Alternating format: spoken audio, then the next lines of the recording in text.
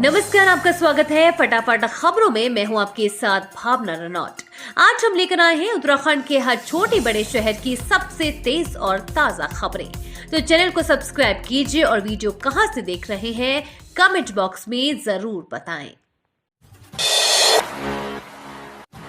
15 जुलाई को होगी प्रदेश कार्य समिति की बैठक। मनोहर लाल खट्टर समेत 1350 पदाधिकारी करेंगे शिरकत।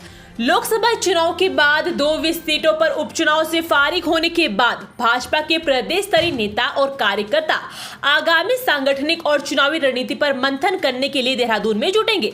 पार्टी ने देहरादून स्थित ग्राफिक एरा वीवी के कैंपस में 15 जुलाई को प्रदेश कार्य समिति की बैठक रखी है। इस बैठक में पार्टी के 1350 प्रतिनिधियों के साथ ही खास मेहमान के तौर पर केंद्रीय कैबिनेट मंत्री मनोहर लाल खट्टर शिरकत करेंगे।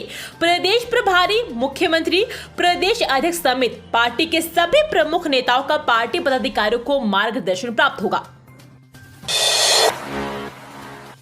बजट के अभाव में धरे के जल भराव से निपटने के प्लान, ड्रेनेज प्लान कागजों में सिमटा। जल भराव से निपटने के लिए सिंचाई विभाग की अधिकांश योजना बजट के अभाव में धरी रह गई। विभाग ने कई शहरों के लिए ड्रेनेज प्लान तो बनाए, लेकिन इन्हें जमीन पर उतारने के लिए उसे 8,500 करोड़ चाहिए। इस कारण प्रदेश में जल भराव से निपटने की भगवानपुर औद्योगिक क्षेत्र और भगवान शहर की ड्रेनेज कार्य पर प्रगति को छोड़कर बाकी कागजों में सिमट कर रह गई। आलम यह है कि विभाग की उम्मीदें एशियन डेवलपमेंट बैंक और जापान इंटरनेशनल कॉर्पोरेशन एजेंसी सरीखी वित्तीय एजेंसियों पर टिकी है। विभाग इन दोनों संस्थाओं से धन जुटाने की कवायद में जुट गया है। हर बार की तरह इस बार भी राजधानी देहरादून समेत राज्य के सभी प्रमुख शहरों में जल भराव से लोगों को भारी परेशानी का सामना करना पड़ रहा है। पतंजलि ने रोकी 14 उत्पादों की बिक्री। कंपनी ने सुप्रीम कोर्ट को बताया 2 सप्ताह में देना होगा हलफनामा।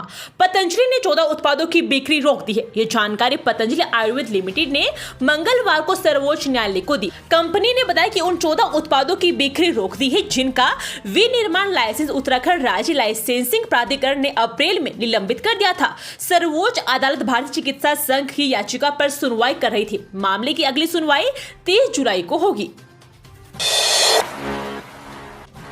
आतंकी हमले में उत्तराखंड के 5 जवानों का बलिदान। खबर से शोक में डूबी देवभूमि। जम्मू कश्मीर के कठुआ में हुए आतंकी हमले में उत्तराखंड के 5 जवानों ने अपना बलिदान दे दिया। इस खबर के बाद से देवभूमि शोक में डूब गई है। परिजन सदमे में है तो वहीं बलिदानों के घर गांव में मातम पसर गया है। कठुआ के बिलावर उपजिले में बधनोता के बरनूड इलाके में जेंडा नाला के पास सेना के एक वाहन पर आतंकियों ने घात लगाकर हमला कर दिया। आतंकी हमले में 5 जवान बलिदान हो गए, वहीं कुछ अन्य बुरी तरह से घायल हो गए। हाई अलर्ट और हमले के इनपुट के बीच जम्मू कश्मीर में एक माह में सबसे बड़ा आतंकी हमला अंजाम दिया गया। यूसीसी कानून की बुनियाद रही विशेष रिपोर्ट जल्द सार्वजनिक करेगी सरकार, समझाया जा सकेगा महत्व। उत्तराखंड में समान नागरिक संहिता की नींव रखने से पहले भारत के वैदिक काल से लेकर संविधान सभा के गठन तक गहन अनुसंधान किया गया था। साथ ही देश विदेश में अलग अलग समय में लागू रहे विभिन्न धर्मों के पर्सनल लॉ का आम लोगों के जीवन पर क्या असर रहा, जैसे मुद्दों पर भी विस्तृत अनुसंधान किया गया था। इसके आधार पर उत्तराखंड सरकार ने यूसीसी का कानून तो पारित कर दिया, लेकिन उस अनुसंधान रिपोर्ट को अभी तक पर्दे में रखा था। आधिकारिक सूत्रों के अनुसार यूसीसी की बुनियाद में रही उस अनुसंधान रिपोर्ट को सरकार जल्द सार्वजनिक करने की तैयारी में है। सरकार यूसीसी कानून और पोर्टल को लागू करने से पहले अनुसंधान रिपोर्ट को जनता के सामने लाना चाहती है, ताकि आम लोगों को उन तथ्यों से रूबरू कराया जा सके जिनकी वजह से यूसीसी कानून पारित किया गया। सीएम धामी ने चंपावत के बाढ़ प्रभावित क्षेत्रों का किया दौरा। कहा आपदा की घड़ी में लोगों के साथ है सरकार। भारी बारिश के चलते जनपद चंपावत में हुए नुकसान के साथ ही मैदानी क्षेत्रों में जल भराव से हो रही परेशानी का जायजा लेने राज्य के मुख्यमंत्री पुष्कर सिंह धामी टनकपुर व बनबसा पहुंचे। उन्होंने अधिकारियों से हुए नुकसान की जानकारी ली। इस दौरान सीएम ने विभिन्न क्षेत्रों का निरीक्षण कर प्रभावितों से मुलाकात कर उनकी समस्याएं सुनी। सीएम ने लोगों को भरोसा दिलाया कि भारी बारिश के कारण प्रभावित प्रभावित लोगों को जो भी नुकसान हुआ है उसकी भरपाई सरकार द्वारा की जाए। सीएम ने लोगों को राहत देने के निर्देश कुमाऊं आयुक्त दीपक रावत एवं जिलाधिकारी नवनीत पांडे को दिए। उन्होंने आवश्यक कार्रवाई के निर्देश देते हुए कहा कि तत्काल प्रभावितों को सहायता राशि वितरित करने के साथ ही रिस्टोरेशन के काम तत्परता से किए जाए। वो कार्यों एवं प्रस्तावित कार्यों की मॉनिटरिंग करें। अपने भ्रमण के दौरान मुख्यमंत्री ने सैलानी कोट शारदा घाट पहुंचकर जल भराव के साथ ही अन्य प्रकार से प्रभावित लोगों से वार्ता कर भरोसा दिलाया कि सरकार इस आपदा की घड़ी में प्रभावित लोगों की सहायता हेतु प्रतिबद्ध है। शारदा घाट में स्थानीय लोगों ने मुख्यमंत्री को बताया कि सिंचाई विभाग द्वारा किए गए कार्यों के कारण क्षेत्र में नुकसान कम हुआ है, जिसके लिए उन्होंने मुख्यमंत्री का आभार व्यक्त किया तथा मांग की कि इस प्रकार के बाढ़ सुरक्षा के कार्य अन्य स्थानों में भी कराया जाए। युवती को अलग अलग जगह ले जाकर दुष्कर्म, 24 साल का उमेश चंद्र गिरफ्तार। जानिए क्या बोली पीड़िता। बागेश्वर में शादी का झांसा देकर युवती को अलग अलग जगह ले जाकर दुष्कर्म करने के आरोपी युवक को पुलिस ने गिरफ्तार कर लिया है। युवक पर युवती से जाति सूचक शब्द कर उससे अपमानित करने के भी आरोप है। आरोपी को मुख्य न्यायिक मजिस्ट्रेट की अदालत में पेश किया गया। आरोपी को न्यायालय के आदेश पर जेल भेज दिया गया है। विगत 5 जुलाई को कोतवाली में पीड़िता ने भीड़ी दफोट निवासी उमेश चंद्र तिवारी 24 वर्षीय के खिलाफ तहरीर दी थी। तहरीर में बताया कि आरोपी उसे घर से विभिन्न स्थानों पर ले गया और उसका शारीरिक शोषण किया। युवक ने उससे शादी करने का वादा किया था, लेकिन बाद में मुकर गया और उसके लिए जाति सूचक शब्दों का प्रयोग भी किया। पीड़िता की तहरीर के आधार पर पुलिस ने आरोपी के खिलाफ धारा 376, 504, 506 और SC/ST अधिनियम के तहत केस दर्ज किया। आरोपी की गिरफ्तारी के लिए पुलिस टीम का गठन किया गया है। पुलिस का एक चेहरा ऐसा भी, अनाथ बेटी को लिया गोद, फिर रीति रिवाज से कराई शादी, जवानों ने भाई बनकर किया विदा। पिथौरागढ़ पुलिस ने मानवता की मिसाल पेश की है। एक अनाथ कन्या को पहले गोद लिया और उसकी पूरे रीति रिवाज से शादी कर दी।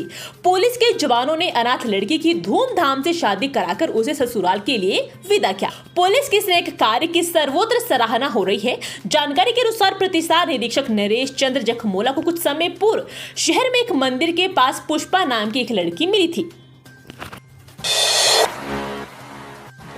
डोली के सहारे जिंदगी, मरीज को अस्पताल पहुंचाने के लिए 12 किलोमीटर पैदल चले ग्रामीण, फिर 108 से भेजा अस्पताल। पहाड़ दिखने में जितने सुंदर है, यहाँ की समस्याएं भी उतनी ही विकराल है। पहाड़ की समस्याओं का समाधान करने के लिए सरकार, अधिकारी बड़ी बड़ी बातें करते हैं, लेकिन समस्याओं का समाधान नहीं होता है। धारचूला विकास खंड के मैथिली गाँव निवासी एक व्यक्ति के बीमार होने पर सड़क नहीं होने के कारण ग्रामीणों ने उसे डोली के सहारे 12 किलोमीटर पैदल चलकर सड़क तक पहुंचाया। इसके बाद उन्हें 108 एम्बुलेंस के माध्यम से डीडी हाट अस्पताल पहुंचाया गया। विकास खंड धारचूला के ग्राम पंचायत मैत्री निवासी इंद्र सिंह 40 वर्षीय पुत्र त्रिलोक सिंह के शरीर में अचानक सूजन हो गया। इस कारण वह चलने फिरने में पूरी तरह से असमर्थ हो गए थे। परिजनों और ग्रामीणों ने उनकी स्थिति को देखते हुए जिला प्रशासन से हेली की व्यवस्था करने की अपील की। जिला प्रशासन ने उन्हें हेली की व्यवस्था करने का आश्वासन दिया। समय ज्यादा होने और तबियत अधिक बिगड़ने से लकड़ी की डोली बनाकर आपदा में ध्वस्त हुए बदहाल रास्तों से बरम पहुंचाया। इसके बाद उन्हें 108 एम्बुलेंस के माध्यम से डीडी हाट सामुदायिक स्वास्थ्य केंद्र पहुंचाया। यहां उनका प्राथमिक उपचार के बाद हायर सेंटर रेफर कर दिया है। उत्तराखंड के जिले में कहर बरपा रहा बारिश का पानी, सर से छीनी छत, संकट में फंसी जान। सीमांत क्षेत्र में पिछले 3 दिनों से लगातार हो रही वर्षा ने ऐसा कहर बरपाया है कि लोग सिहर गए। अधिकतर लोगों के घरों में रखा सारा राशन, कपड़े व अन्य जरूरी सामान पानी के भेंट चढ़ गए। SDRF, NDRF व पुलिस टीमों ने पानी में फंसे लोगों को बचाकर सुरक्षित स्थानों पर पहुंचा दिया, लेकिन अब उनके समक्ष छत व खाने पीने का संकट खड़ा हो गया है। उनका कहना है कि उन्होंने पहली बार ऐसा भयानक मंजर देखा है। वे लोग अब प्रशासन की ओर उम्मीद भरी नजरों से देख रहे हैं। भूस्खलन से बद्रीनाथ और केदारनाथ राजमार्ग बंद, 3200 श्रद्धालु फंसे, अभी 3 दिन तक जारी रहेगा वर्षा का क्रम। उत्तराखंड में वर्षा का दौर जारी है, लेकिन गढ़वाल मंडल में लगातार दूसरे दिन कहीं भी भारी वर्षा नहीं हुई। इससे पर्वतीय क्षेत्रों में राहत महसूस की गई। हालांकि मैदानी क्षेत्रों में परेशानी बनी हुई है। चारधाम यात्रा मार्गों पर भी दुश्वारियां बरकरार है। बद्रीनाथ राजमार्ग बलदोड़ा में 28 घंटे बाद खोला जा सका, लेकिन इस बीच मार्ग घुड़सिल में भूस्खलन संचालन होने से बंद हो गया। यहाँ शाम 6 बजे यातायात सुचारू हो पाया। इस दौरान 1000 से अधिक तीर्थयात्री फंसे रहे। ये थी आज की फटाफट खबरें। हम मिलेंगे अगले बुलेटिन में, तब तक के लिए धन्यवाद और जय हिंद।